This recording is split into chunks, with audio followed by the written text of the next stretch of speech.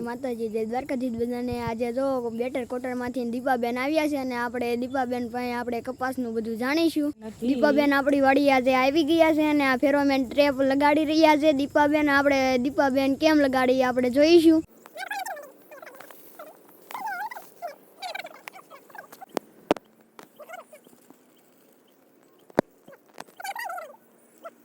અમારો બેટર કોટનનો કાર્યક્રમ હાલે છે, જેમાં અમે બાળ મજૂર, પછી ખેડૂતોને પાક સંરક્ષણ, જમીન સંરક્ષણ, વોટર કન્ઝર્વેશન વગેરે માહિતી આપીએ છીએ। તો આજે પાક સંરક્ષણમાં અમે ફેરોમેન ટ્રેપ લગાડવાની આજે માર્ગદર્શન આપ્યું છે ખેડૂત મિત્રોને। આ અમારો નાનો ખેડૂત મિત્ર છે। બે ફેરોમેન ટ્રેપ લગાડશું, બે ફેરોમેન ટ્રેપ લગાડીશું। એક અહીંયા છે ને એક આમ રહી વીઘે બે છે। વીઘે બે લગાડવાથી ગુલાબી ઈયળના ફૂદા જે હોય નર ફૂદા એ આમાં પકડાઈ જશે અને આપણા કપાસને ડેમેજ થતો, નુકસાન થતું આપણો કપાસના પાકને બચાવી શકીશું। ઓકે, હવે આપણે જામફળ ખાવા છે એટલે આપણે શેઠા કોઈ જશું ત્યાં આપણે 140 જામફળિયું છે, એમાંથી આપણે જામફળ ગોતીને હું મારા કાકી જામફળ ગોતવા નીકળી ગયા છીએ। આપણે હવે જામફળ ગોતીને આપણે ખાઈશું। મિત્રો, આ અમારા મગ છે અને આ અમારે 1-2 વીઘામાં અમારે મગ વાવ્યા છે અને હવે આગળ જામફળ છે એટલે આપણે આ જામફળ તરફ જઈશું। મિત્રો, આ તલ છે, આ અમારે 1 વીઘામાં તલ છે અને હવે આપણે પાછા આગળ જઈશું। મિત્રો, આ પાછી આ માંડવી તરફ આપણે પહોંચી ગયા છીએ અને આપણે આ માંડવી છે, તમારે ખબર હોય તો તમે કોમેન્ટ કરજો કે મિત્રો અમને હવે એક જામફળ જડ્યું નથી। હવે આપણે પાછા વાડી તરફ જઈશું। મિત્રો, દીપાબેન એની બધાએ ચા પી લીધો છે। દીપાબેનની બધાએ વાતચીત કરી રહ્યા છે। કપાસમાં દવા છાંટી હોય ત્યારે તમે કપાસમાં આવો છો? ના। કેમ નથી આવતા? ભણવા જાવ છો? કેટલામાં ભણો છો? ધોરણ 8। શું 8મા ધોરણમાં કયા કયા વિષય આવે છે? સામાજિક, હિન્દી, અંગ્રેજી અને ગણિત, વિજ્ઞાન અને સંસ્કૃત।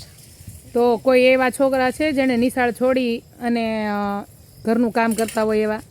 હા। તો એવાને સમજાવજો કે નિશાળે જવાનું, 1 થી 8નો અભ્યાસ તો ગામમાં છે તો પૂરો કરવાનો।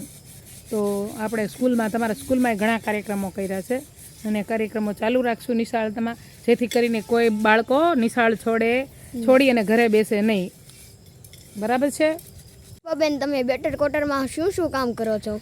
બેટર કોટનમાં અમારે 7 સિદ્ધાંતો ઉપર કામ કરવાનું હોય છે, જેમાં પહેલો સિદ્ધાંત છે વોટર અને જમીન સુધારણા અને પાણીની ગુણવત્તા સુધારવી, પાણીનું મેનેજમેન્ટ કરવું। આપણે જો અહીંયા ડ્રીપ ઇરિગેશન કરાવવું પાણીને સિદ્ધાંતને લઈ।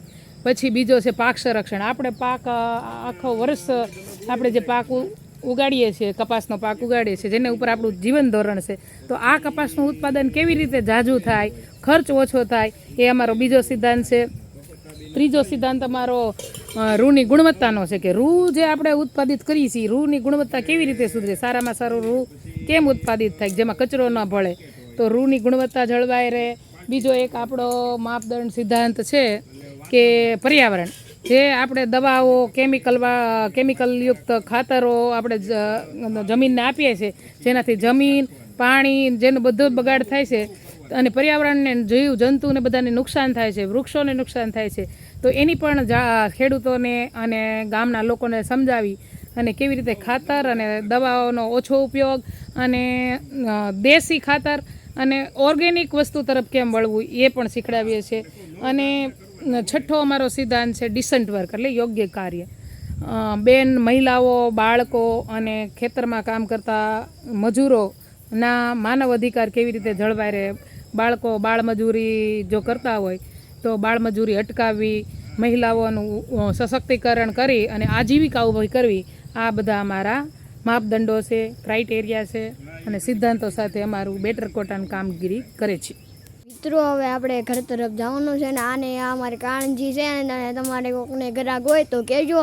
અને હવે આપણે ઘર તરફ જઈશું। બેન હવે જો મોટરમાં બેસી રહ્યા છે। હવે આપણે મોટર ચાલુ થાય એટલે દીપાબેન જાય છે અમરેલી।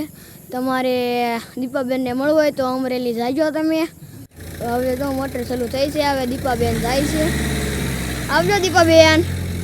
તમને આ વિડીયો સારો લાગ્યો હોય તો લાઈક અને સબસ્ક્રાઈબ અને શેર કરી નાખજો. ગુડ બાય અને બાય.